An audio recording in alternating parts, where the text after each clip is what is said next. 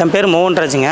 நான் இங்கே ராட்டுச்சுட்டிப்பாளையத்தில் அமைஞ்சிருக்க பைரவ சாமி கோயிலுக்கு நாங்கள் மாதத்தில் பார்த்திங்கன்னா ஒரு 5 தடவை 6 தடவை வந்துடுவோங்க. என் ஃபேமிலியில் பார்த்திங்கன்னா கொஞ்சம் தொழில் ரீதியாகவும் அப்புறம் இந்த கடன் பிரச்சனை இந்த மாதிரிலாம் இருந்துச்சுங்க.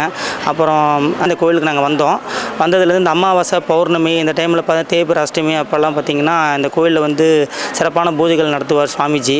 அப்போ அந்த இதில் கலந்துருக்கோம். இப்போ நாங்கள் வாழ்க்கையில் வந்து பல இம்ப்ரூவ்மெண்ட் நடந்திருக்குது. இந்த கோயிலுக்கு வந்ததுலேருந்து நாங்கள் வாரம் தவறாமல் வந்துக்கிட்டு இருக்கிறோம். அமாவாசை பௌர்ணமி தேய்பிறை அஷ்டமி எல்லாம் அட்டன் பண்ணிடுவோம்.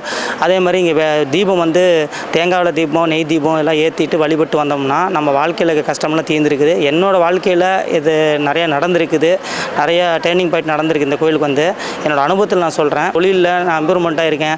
ஒரு கம்பெனியில் ஒரு வேலையில் இருந்தேன். இன்றைக்கி நான் சொந்தமாக அதை பிஸ்னஸ் பண்ணுறதுக்கு இந்த கோயில் வந்து எனக்கு இம்ப்ரூவ்மெண்ட் கிடச்சிருக்குது.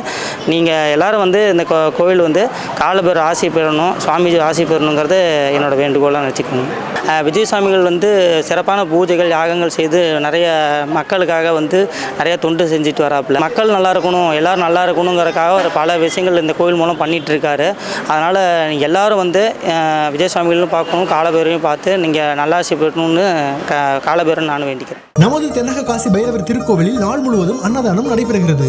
பூர்வ ஜென்ம பாவங்கள் நீங்கி உங்கள் பிரார்த்தனைகள் நிறைவேற அன்னதானம் செய்து பைரவர் அருள் பெறுக.